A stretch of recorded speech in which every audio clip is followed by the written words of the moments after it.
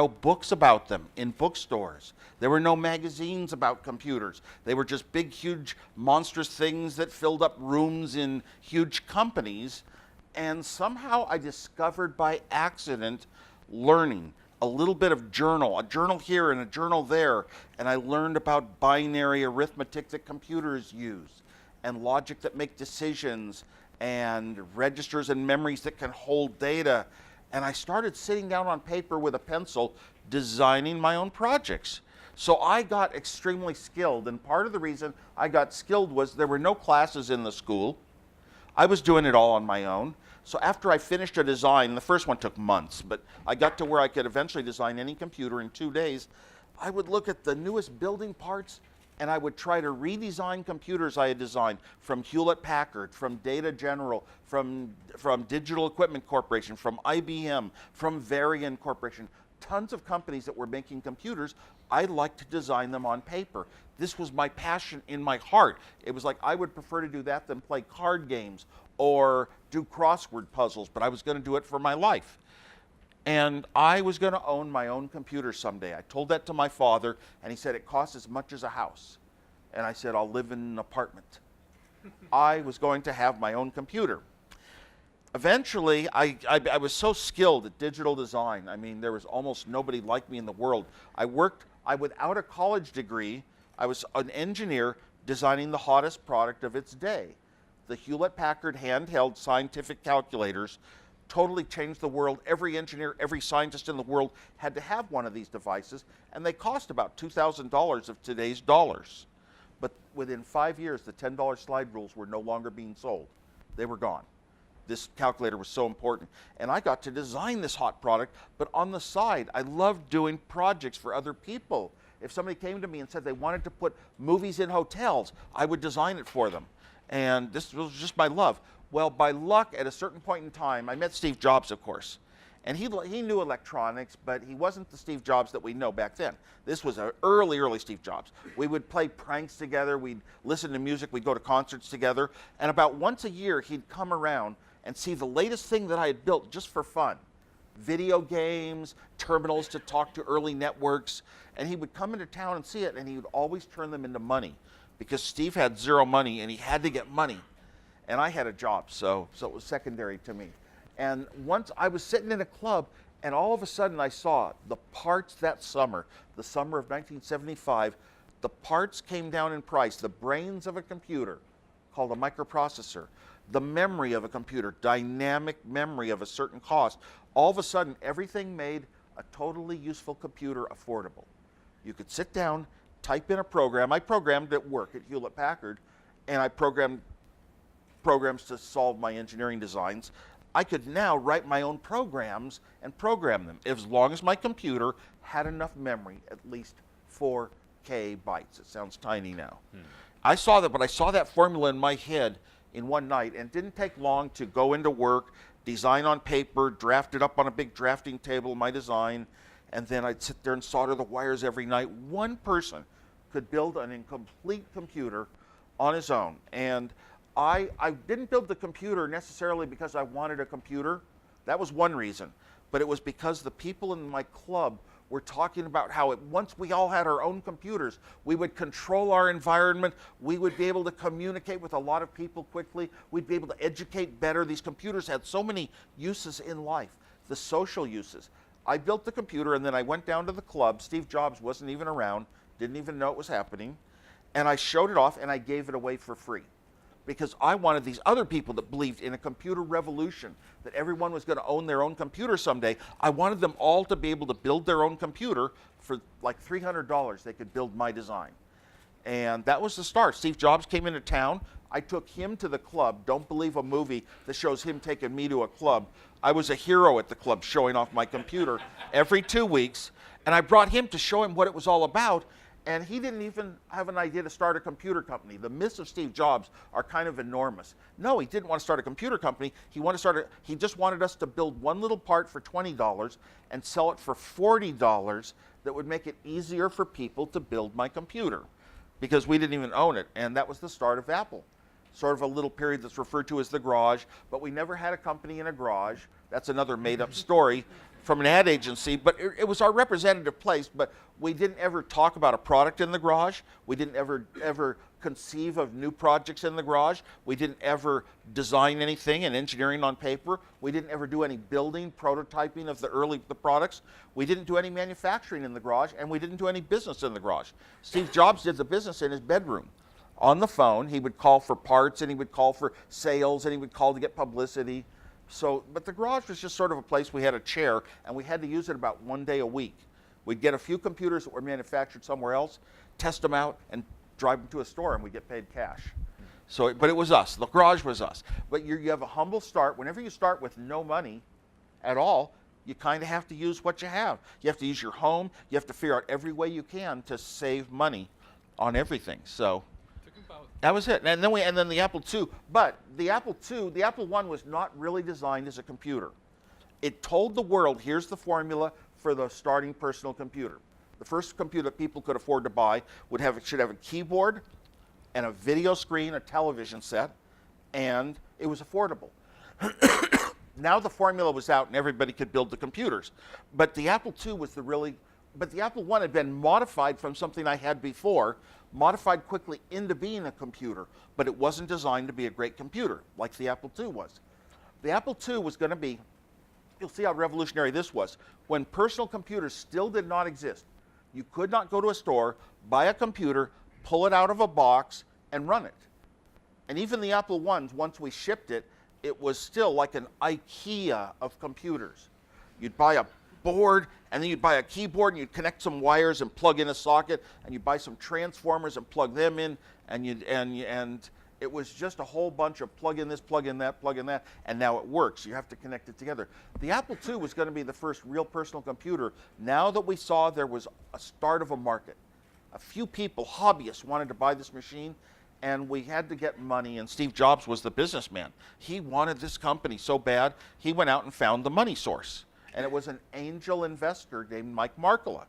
Mike Markkula owned as much of Apple Computer as Steve Jobs and I did. Mike Markkula had he was experienced. Steve and I were in our young 20s. No money, no business experience at all. Mike Markkula had all the money, the experience, the know-how, and he would run marketing in our company, taught us how important marketing was, especially communicated concepts of marketing to Steve Jobs, and he told us, here are the people you hire to have a technology company, and here's what their roles and responsibilities are. This is how you interview them. So he really is the person that created Apple more than us, but it was a better story, 2 kids in a garage. Yeah.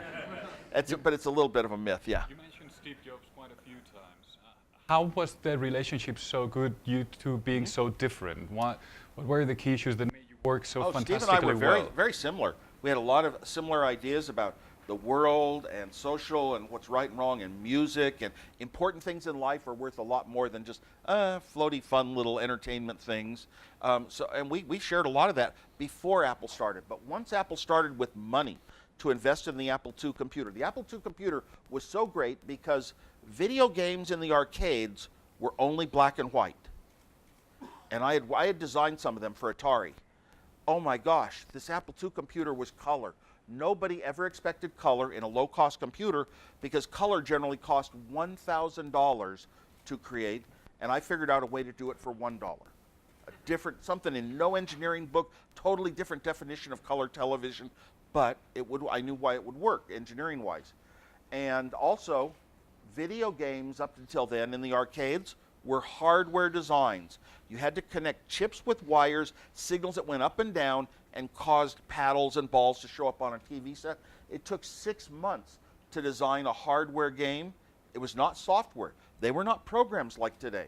The Apple II was the first time ever that true arcade games in color was enough, but they were programmable. Not only programmable, but programmable in a simple computer language that I wrote called BASIC, that young children, 10-year-old children, could sit down and write programs that made things move on a screen. This was a turning point in history. Games were going to be the center of the first home computer sales. People would want them because you could sit down and program things yourself that moved on a screen.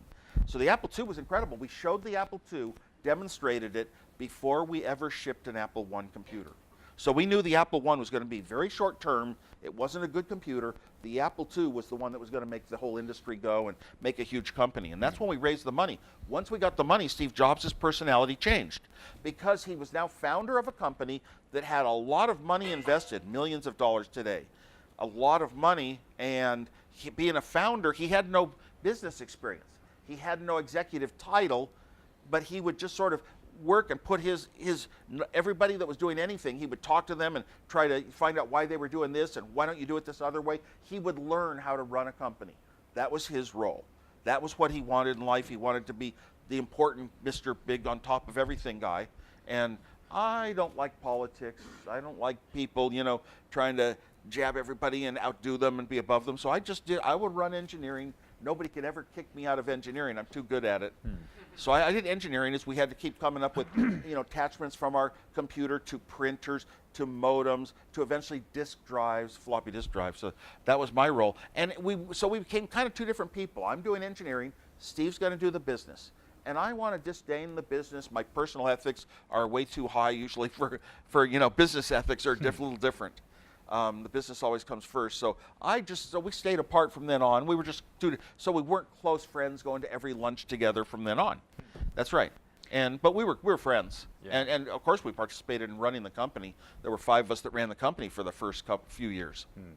I said at the beginning I wanted to talk about education. You said you always wanted to be an engineer, but I also read that you also wanted to be do you agree with me that, paraphrasing Nelson Mandela, education is still the most powerful weapon with which to change the world? How do you think we should adapt our education, how we should be teaching the new generation of millennials in order to foster this environment conducive to that creative thinking that made you... Personal computers have been really interesting regarding education, especially primary education and university education, because look how many companies started with people that didn't have a college degree, that left college because they sensed this industry, they wanted to do something important in life. You get educated everywhere you go. You get educated in the classroom academically, you get educated on the street, you get educated talking to friends, thinking up ideas. If you're a builder, you get educated by the devices you build. So you get education a lot of different ways. And one of the things is primary education, middle school, high school, they tend not to treat things like technology as important to teach. Somehow it's not considered increasing your brain ability. Increasing your brain is learning all of the dates and historical events of the world and things like this, things that we know how to teach easier, but technology is like vocational subject. It's like learning how to repair cars, so it's not taught very much in the schools directly. At the university level, you have a very unique situation. You generally have to learn the same sort of materials as everyone else the first couple of years in the university, but by your 3rd year, you can go off and shoot and take the courses you want to take and go in your own direction very much. For me, I loved computers. By my 3rd year of college, I only took graduate courses in computer design, hardware design, and software design. And I would buy the books before the class started, and I loved it so much. I'd read the books, answering every question, learning as much as I could, and I would be halfway through the book by the time class started on Monday. Why? Loved it. It was passion. Follow your passion. So the key thing about education is follow your passion. But a lot of times in primary education, I wanted to be a teacher of young students all my life. And I eventually did. Secretly, I went and I taught 5th graders, 10-year-old kids, for 8 years. I was even teaching up to 7 days a week. So I wanted to do this. But the thing is, in primary education, you get taught the right answers are the same answers as in the book that everybody else has. And if you think for yourself and come out with a lot of different answers and strange questions like young people do, you're disruptive. You don't get a good grade. You don't get called intelligent. And yet you might be the most thinking person of the batch. So that's one problem we have in schools, and it's due to money. You have to have 1 teacher and 30 students. And that's a problem with schools today. And second of all, schools don't have as much money as they should have because students do not get to vote, and votes turn into money in a democracy. So a family of 5 has no more say over school monies than a family of 2.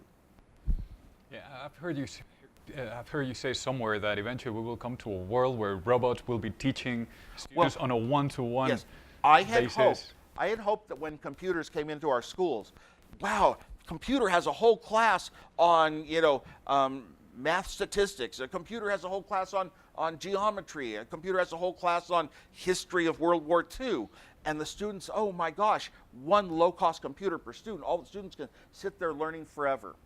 And first of all, the school systems don't really want the teacher to be in control. Second, young students want human guidance. They need a human feeling telling me what to go. Here's what you should be doing. They don't sit down on their own. Not very many of them are self-directed. I was one of those. Very independent, self-directed, not socialized with other people. I would just learn on my own anywhere I could, any book I could find.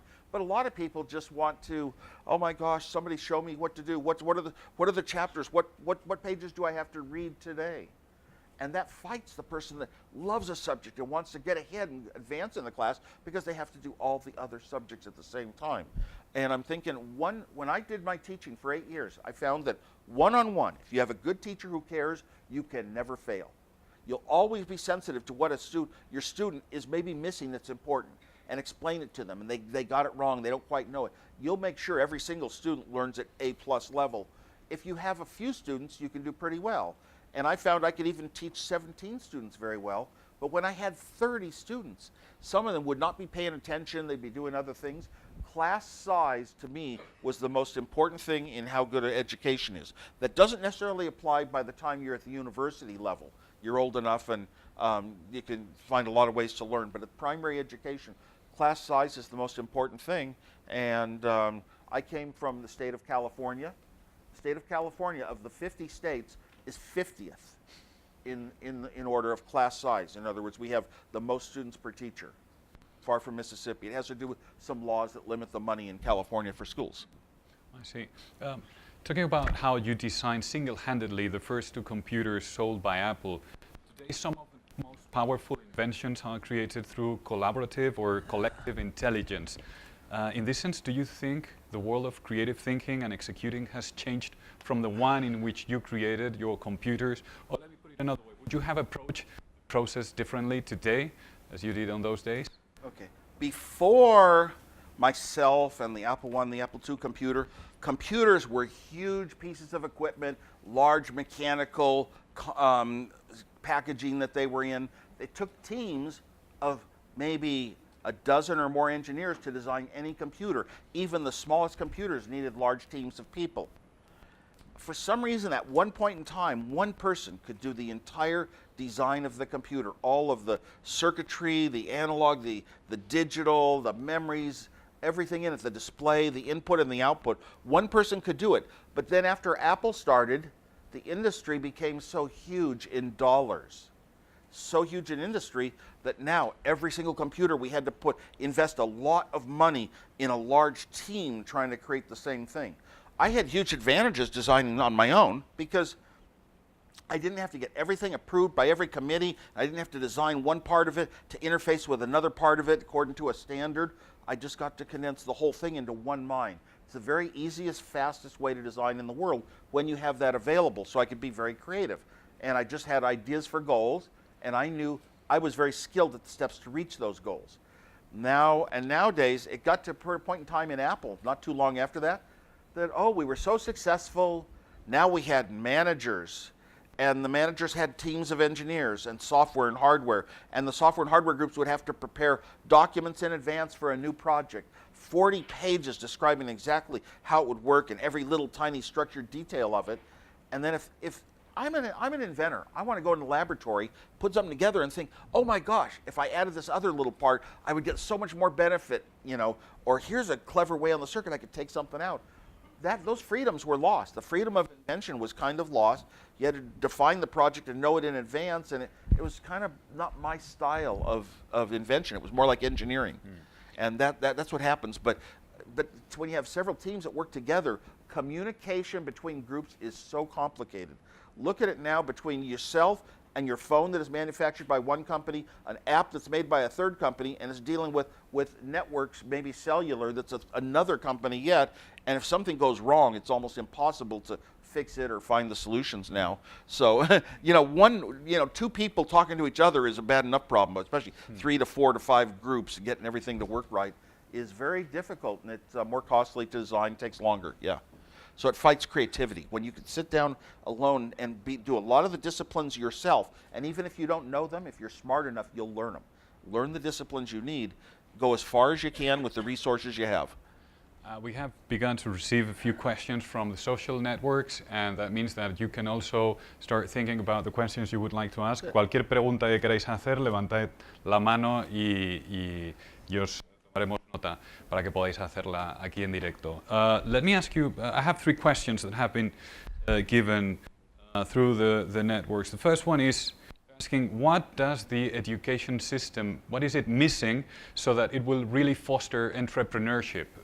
Yes, the education system is missing a goal-oriented approach. Here's a high goal, and we will give you the steps of learning and books and materials that you can learn from to reach that goal. And if you want, go out on the internet and do it. One of the key things is, why don't we take students at a younger age, and when they indicate they have an interest in life, try to expose them to everything. Make sure they get exposed to technology and computers so they could choose that. But whatever they're interested in, let them go as fast and as far as they want to.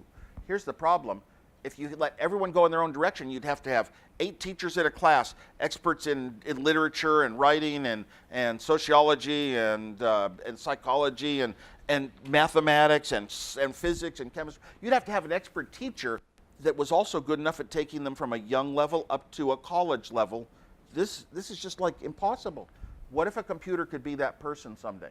Our devices are getting more and more like people. They're like friends. Hold out the smartphone, talk to it, ask it questions, and it's becoming like so friendly, and the brain waves are getting very much like when you're falling in love.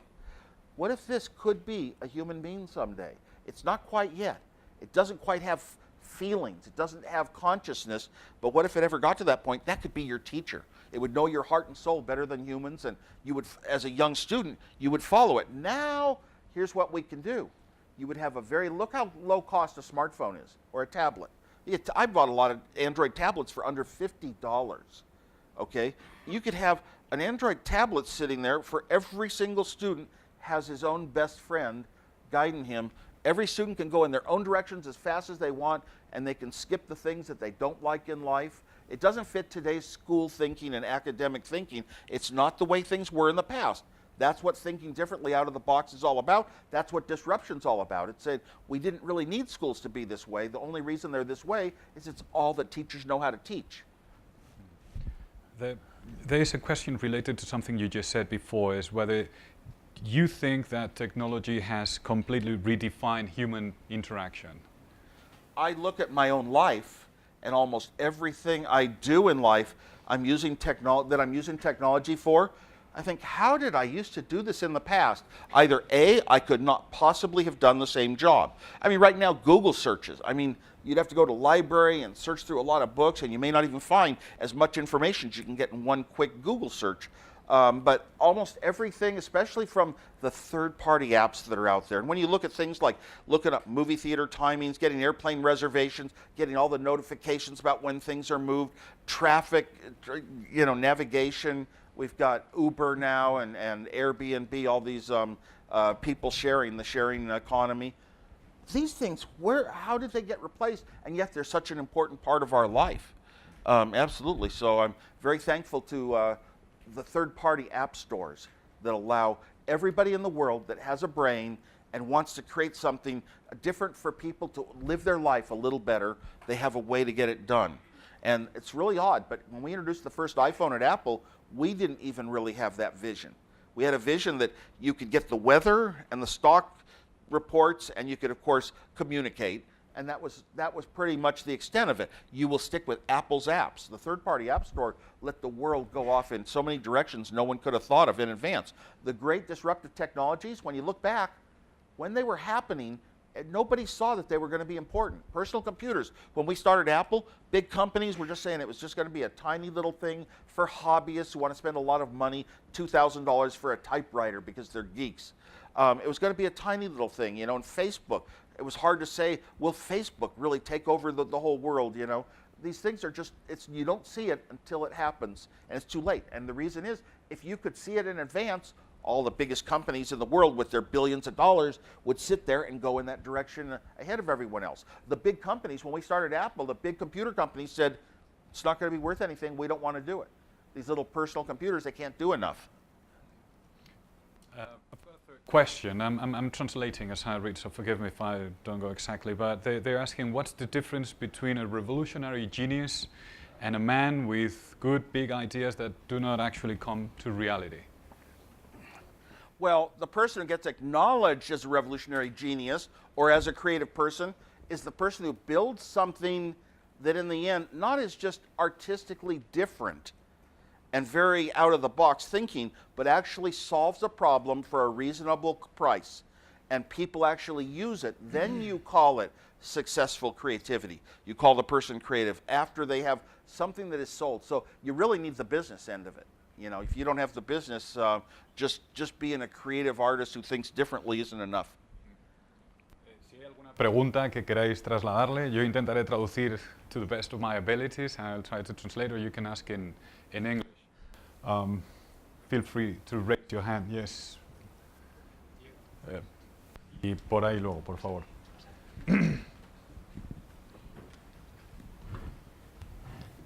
Hi, hello. You haven't said anything in Spanish and you speak Spanish very well. I know that because you visited Mexico 2 years ago. Apple started innovation with technology. If you have to start a new company today, where will you start? A new company today. Well, I go back and I think, first of all, myself. What would I be interested in if I were one of the young kids today? And I believe I still would have had an affinity for technology, and today it's little boards like the Raspberry Pi and the Arduino board, small boards you can buy for very little money, connect a keyboard and write programs on them, run wires over to things like motors and make little tiny robots. I'd probably be playing with those when I was young. And in an older phase, by the university level, I'd be thinking in terms of probably artificial intelligence. Our computer equipments over the time since all the time from the start of personal computers until today, every advance made the computer act more like people. In other words, I don't have to think to I just ask my phone a question, you know, what is the tallest mountain in Spain? And I get an answer. It's like I didn't have to think about procedures anymore. It operates in the human way. We were taught a long time ago by a person that joined Apple that you put a lot of work into the technology to make it work in familiar human patterns. That makes it easy. Ease of use is something Apple got a good reputation for our whole lives. If you make all the technology there, but the person has to think and learn new ways to use it and type in commands that they've memorized words of, you've now forced the human to learn to use the technology, and that means that the technology is the master. The technology is more important. We at Apple feel the human is more important. We always have, and we should make things just work like a human. Now, if I can just speak my voice and get an answer back in voice, it's just like I'm talking to a real human being. It's going to go more like that, and that's called artificial intelligence. Will these machines get to the point that the two of us up here on this stage would be robots, and you can't tell the difference?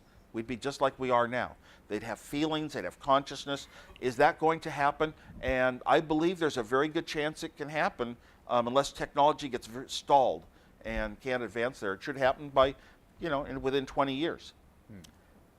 We have 2 questions there, then later here, and while you get the microphone, I'm gonna ask you one that we received from the networks.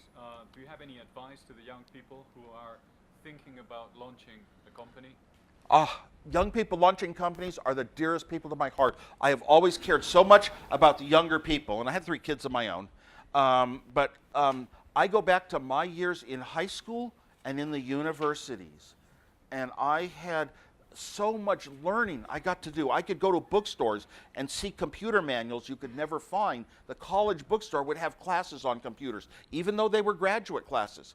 When I went to college, Introduction to Computers was a graduate course. That's how far away it was. But I could buy manuals and learn what I wanted to learn. And my mind, everything that I was going to become in life and become good at, took off in those years. So I care very much about young people that are learning skills. Secondarily, it's so important to have a business. What I did was I was a great designer, But it takes more than a design to make a computer. It takes a product. Steve Jobs, my best friend in business, would take my designs and turn them into products. A boxing, plastic cases, you know, all the things that needed shipping, agreements on buying parts and agreements on sales and all that stuff. So you need a business. What I like to advise young people is, if you want to have some success someday in life, first of all, try to go as far as you can with your ideas, spending almost no money. Very little money. Develop it as far. Try to get to a working prototype, even if it's just a virtual screen that simulates what it's going to be, that somebody can sit down, use their muscles and point and make decisions and try your product out before you go to raise money. You'll get a lot more money and you'll have a lot better story to tell if you get that far. Don't just write down the first little ideas of something good on paper. Secondly, you better have a good technical person helping you out with the ideas for your product. Somebody who's used to solving problems and building things and making things work from scratch. And I don't know how you find this person. It's almost like luck. You got to run in and know the right ones. But you got to have a strong technical person that can build it, a strong businessman that wants to make a business so you can have a successful product that will sell. You're not worth anything unless you make money. You know, if it's worth it to people, they'll pay for it and you'll make money if you're doing something good for society. Secondly, the last important thing, you better have some really good marketing. And that doesn't mean using your own head and surmising. People will want this product because it works a certain way. You yourself or one of your team had better want to have that product for themselves. And they had better want it to be so perfect and good and not clumsy that they would use it and they would have no choice but to buy it. And that's hard to come by, but that you got to have a user of the product, a businessman, and an engineer. And they could be in one person. They could be in two people, they could be in three people or more. And that's the starting point. Eventually you're going to need people that know how to build things, operations, you're going to need accounting and all that stuff. Mm-hmm. I believe there were two questions over there. I don't know if you have the microphone. Hi. Yeah. What do you think is the reason behind the lack of women in engineering? The lack of women in engineering is kind of, you know, it's cultural. In the United States, it's never been, ever, long before computers came around, technology and sciences, it was a low percentage of women that went in that direction.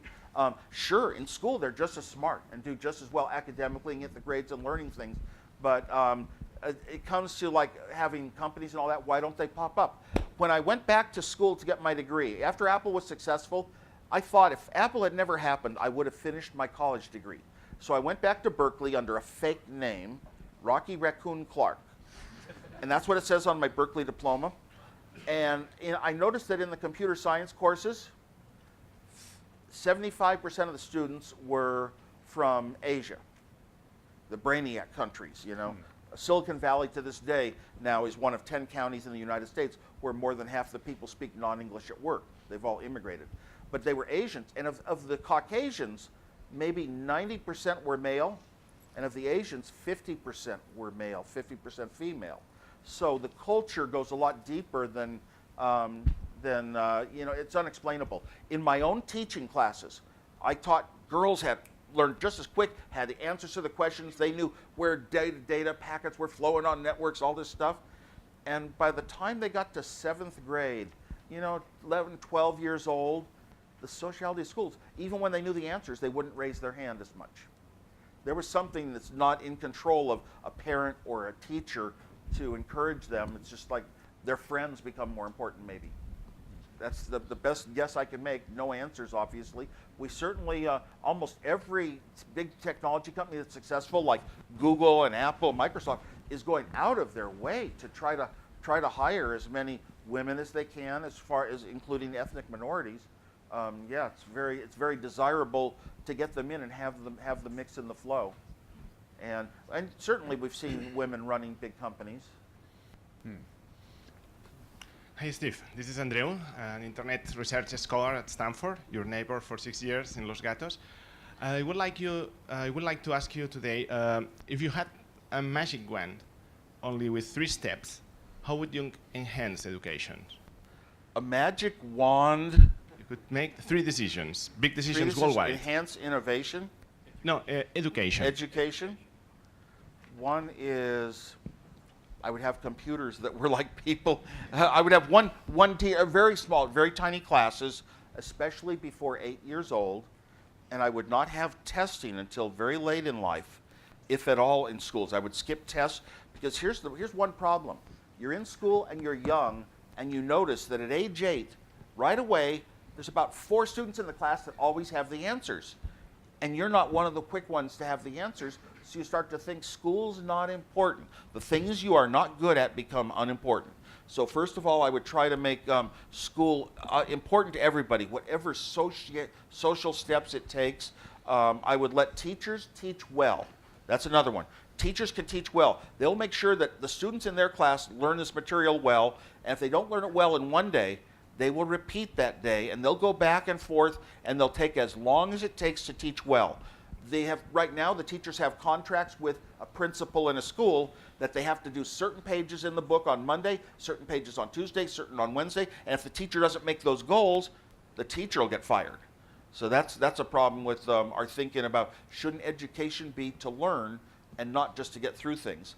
And I also think that students should be allowed to go as fast as they want to and what they want to, and not have to pay attention to the stuff that just doesn't appeal to them. They're not interested in. Some people love to write, they love to read, they love history, they love physics, and some of them love mathematics and all the sciences. Let them choose at an earlier age rather than third year of college what their major is. Our rector wants to ask a question too. Sure. Mr. Wozniak, thank you so much for this great discussion. I was wondering if you want to share a big learning as a consequence of a very big mistake. A big learning from a big mistake. Almost everybody likes to talk about the big mistakes that got them places, and I am the worst person to ask because most people are interested in how we started Apple, and back in those days, anything that came my way, I was just a genius, and I attacked problems. I attacked a few that should have been impossible. I described one, color. I took a number. In color, I took a number like 6, and it stands for red. Well, in the old ways, you would take this number 6, and you'd send it over to another device that knows how to convert 6 into red, how to make red at that place on a TV set. Somehow, I figured out that the number 6 itself was red. If you sent the number 6 right into the television set, in binary, 6 is 0110. 0110 is 6. If you sent 0110 over and over into a TV, it would show up as red. Don't ask me how I think of these ideas. And I forget what your question was, but it was I got off failure.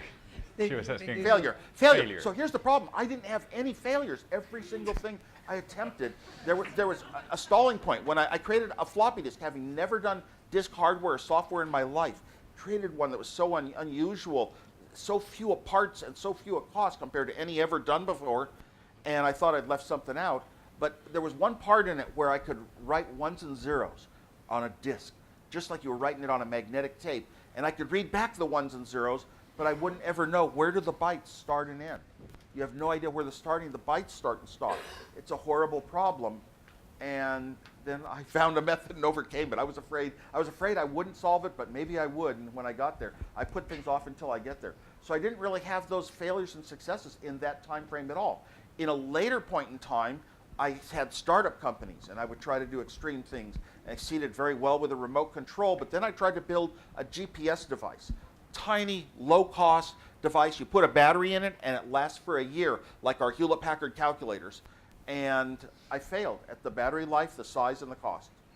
And I took on some possible goals. I came up with some very clever engineering ideas, but it didn't solve the problem. Some things actually are impossible. And I still think every night, almost falling asleep, I still try to think, is there a way? What steps need to happen in the technology of radios and low cost and low power that could make that device possible? I still devote myself to it. Thank you so much. Doing mistake is a good way to learn, obviously. Yes, and by the way, all my projects that I built for fun in my life, they had no business potential, no money potential, except a lot of them Steve Jobs found the money for. But I developed them not for myself to build a company, but each one of them I learned. I was better at designing the next one, faster and faster, clever ideas, ways to reduce cost and parts. I got better and better. You could call those failures, but they weren't, really. but it was the steps to get to the home run, which was the Apple II computer.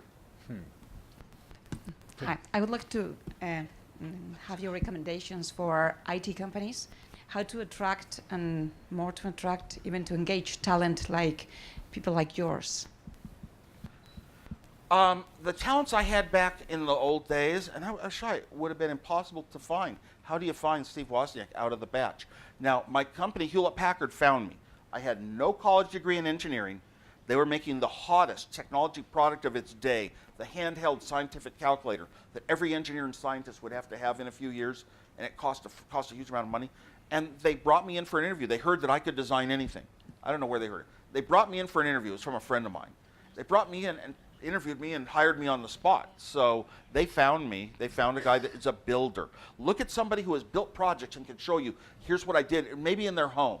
I did this, I hooked this up this way, and I got this motor to work, and I got this working on a program that I wrote on my little TV set, and I did it all myself. Look for those people that are the real builders and creators that start out with an idea and turn it into something, and they don't just look at a book and say, I'll build something in a book. That's what you would get in school. That's not the sort of learning you're looking for. Okay, well, they're telling me that time is out, that we should be closing our conversation. I cannot be thankful enough to you. Thank you so much for sharing with us this very important day. You know, I've been telling you that for us it's a very, very important day, and that we couldn't do this without you. So again, thank you for sharing. Thank you for letting us learn from you directly, and we hope to see you back very soon. Thank you so much. Very good to be here at this all-important place.